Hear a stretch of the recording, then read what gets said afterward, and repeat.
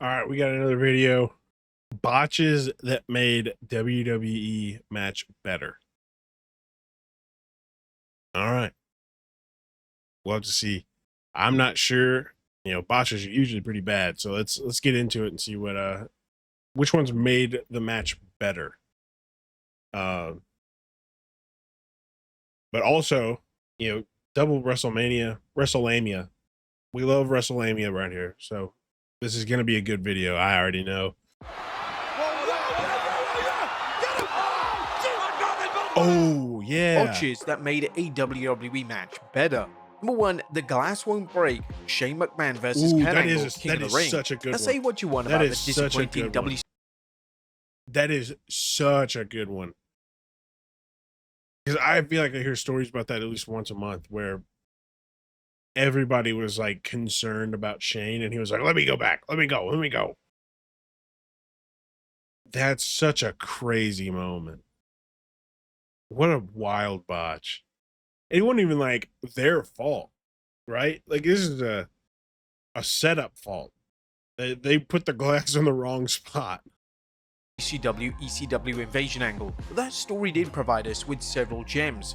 If you've never even seen Kurt Angle versus Shane McMahon, you've seen plenty of video packages of Kurt suplexing Shane through the glass. This was a botch as the glass didn't break on the first try, so Kurt Angle continued to use the suplex until it did. What the botch did was elevate Shane McMahon's character. We knew that he wasn't in the former WWE Champions League, but Kurt doing the belly-to-belly spot over and over again made him come across as a scrappy, never-say-die wrestler, which is a great component to have in these types of matches. Suddenly, it didn't seem like Kurt had the match easily won because of the toughness of Shane McMahon, and they had fans on the edge of their feet throughout the remainder of it. Unpredictability is low-key, Shane McMahon is an underrated wrestler. He would put his body on the line for some crazy, crazy spots. And to be fair, he wasn't a week-to-week wrestler, so he could do those things and heal up before the next time he had to come back. But he put on some incredible matches. Wrestling's biggest component. While it's harder to be unpredictable in today's landscape, having this shroud of mystery creates intrigue and interest among the fans. Though Shane lost, he earned some newfound respect by taking so much legitimate punishment. I remember after watching this, I respected Shane McMahon so much. Like, it wasn't that I didn't respect him before, but I respected him so much more after that.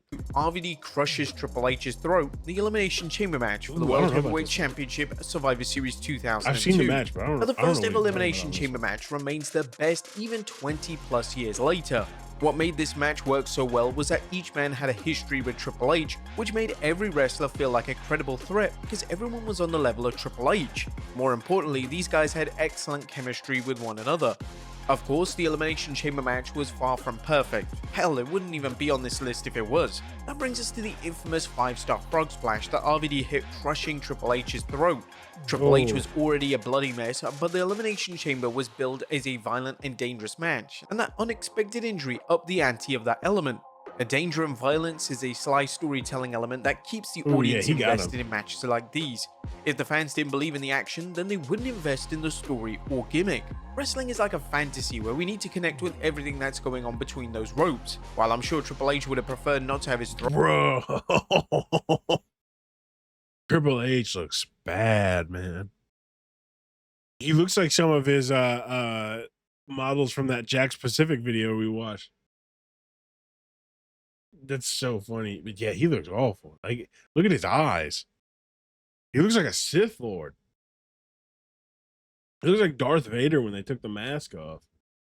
Throat crushed. That one moment helped propel that great match into something incredible.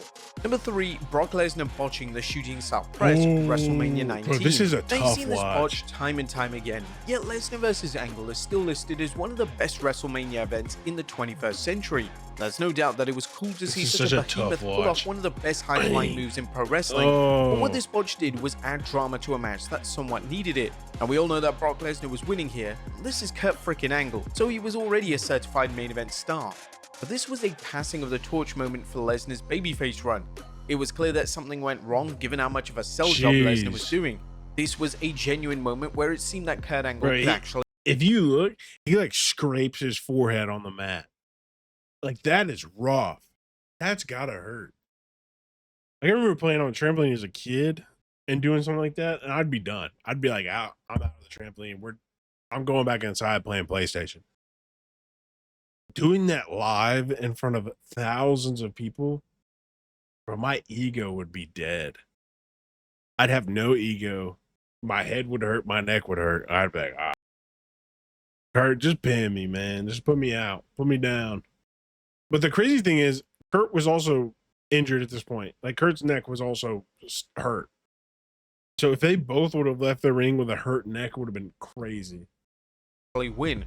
Sure, the illusion was crushed 10 seconds later when Brock Lesnar hit his third F5 and pinned Kurt, but that botch gave Lesnar a vulnerability that was missing throughout the match. Without that botch, it still would have been a great match, but it elevated into something far more memorable because it added drama and characterization to a story that felt extremely predictable.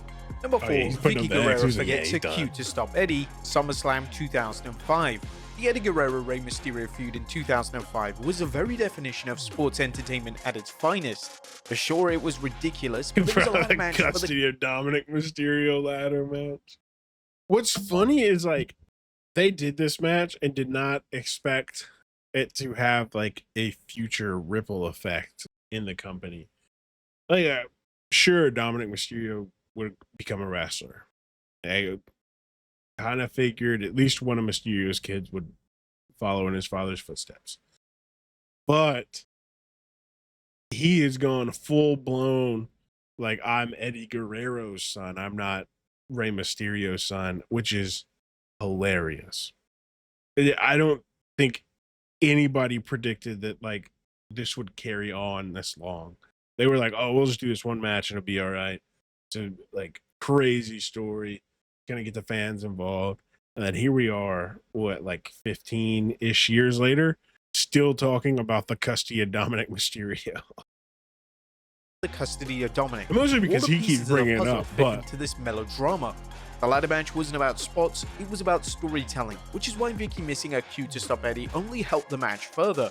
And when Eddie was struggling to get the briefcase off, Mysterio and Eddie masterfully improvised a spot, and Eddie's reaction once he hit the mat was great. Him getting frustrated and legitimately upset fit his character to a T, as the whole reason this feud started was because Eddie couldn't beat Rey. However, if you heard the close-up of Eddie shouting about Vicky missing a cue, then it would break kayfabe for the most. But WWE was clever enough not to get too close to Eddie's angry rant, and it made his actions seem in line with the overall story.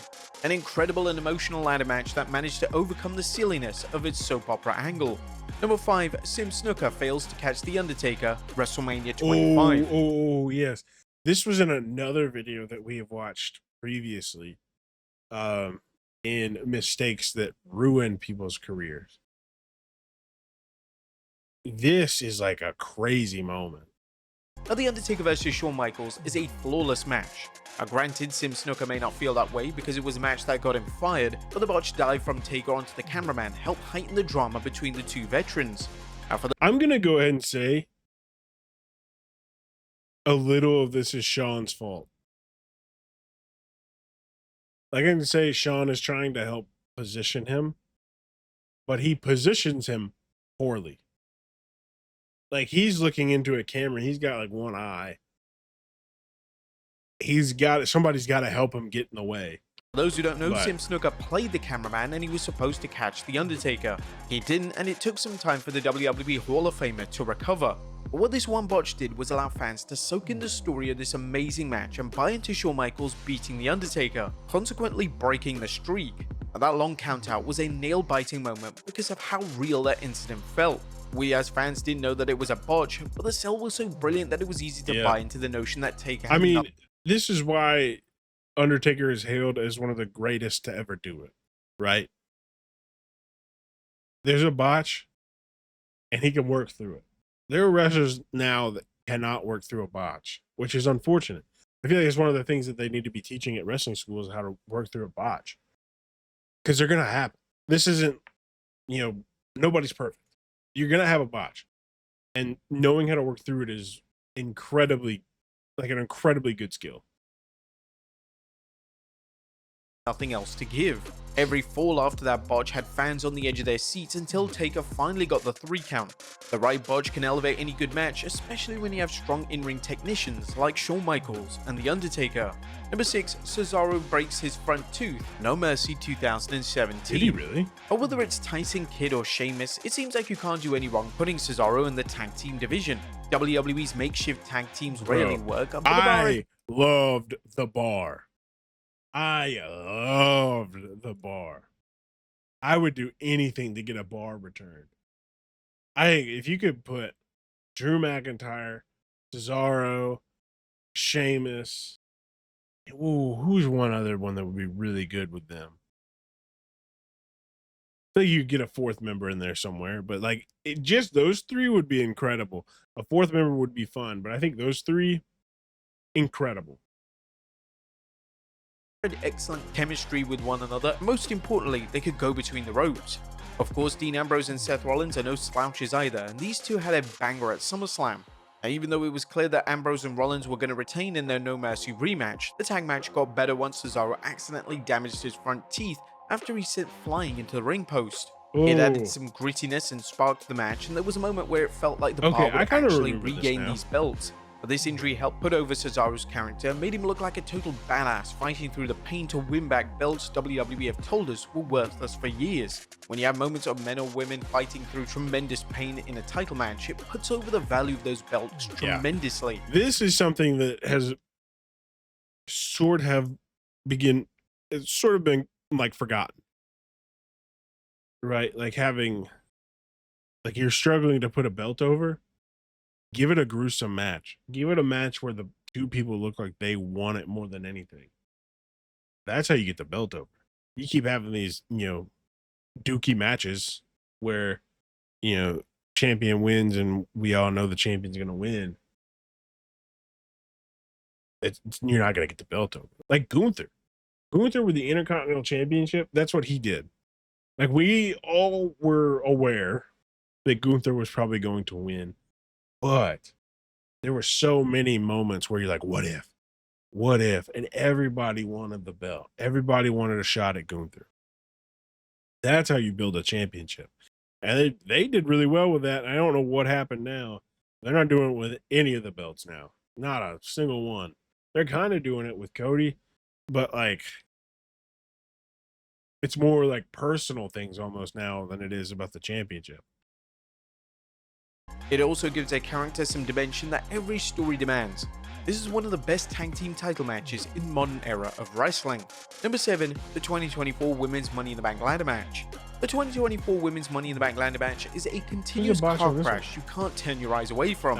It's fast and filled with botches, but for some odd reason, these botches actually worked in favor of the match. This one was so bad, ladder matches are no stranger to botches, especially when it's multiple men or women in a match. Those botches tend to come from overly complicated spots and dealing with multiple people in a chaotic situation. The 2024 Women's Money in the Bank ladder match works so well because nothing feels contrived and fake. The botches bring out the realism in wrestling, and there's never a point where any of it ruins the flow of the match. And that said, it doesn't mean the entire match is filled with botches, as there are a couple of memorable sequences, including the excellent ending of Chelsea Green being pushed off the ladder by Tiffany Stratton. Is it the best ladder match you'll ever see? Well, not even close. But it's a this one was like, it would go in between being like, I don't know if I should watch this, to like, oh, this is kind of fun. Because like some of the botches were like bad. Like it wasn't good. But I get the point that they're making, that, it's a ladder match with multiple people. Botches are bound to happen. So let's play into it. Which is okay for some things. But there were some other ones that were just kind of like, brother, what are you guys doing out here? It's like, you need a rest. Like, roll outside, lay down for a little bit. But I can get where they're coming with this. A great example of a chaotic match that works well in its own way. And number 8, Drew McIntyre is accidentally busted open at Hell in a Cell 2024. Now this is the match that made Hell in a Cell cool again. Now don't get us wrong, we've had several gems. Bro, it really did. Because Hell in a Cell sucked before this. Hell in a Cell had some major league stinkers before this Drew McIntyre CM Punk match. And they played into this like botch so well that I thought it was planned. I really did. Like, I believed wholeheartedly that that was like planned ahead, and you know, Punk got the okay to smack Drew in the head with a toolbox.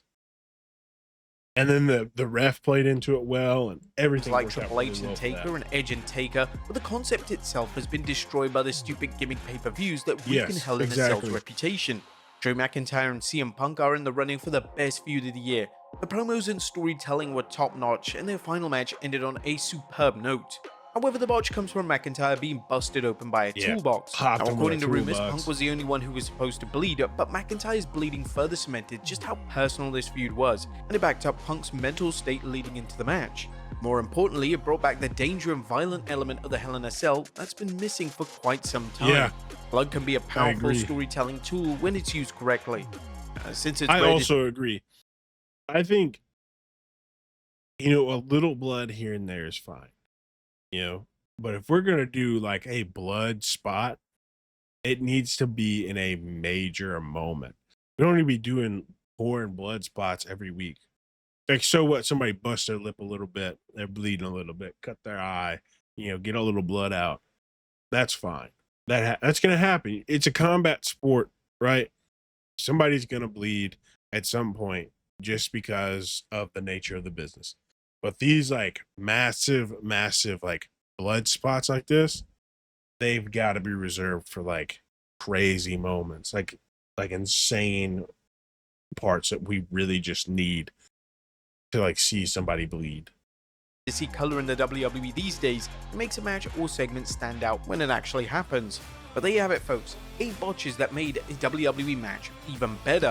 What's also crazy is like, I don't know if it's just me, but that his blood also kind of looked fake. And so I like, when he hit, I was like, oh yeah, dude, that's like, that's a fake. Like they, you know, he hit a blood packet or something like that.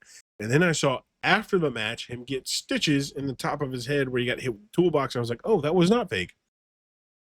That was very real. And I did not want to ever see that again. But yeah, that was crazy. It was so crazy. What a great match. Also, what a great video. W WrestleMania, once again, always such a good channel, such a good watch every time. You know, give them a like. I would be shocked if you're not subbed to them. So if you aren't, give them a sub.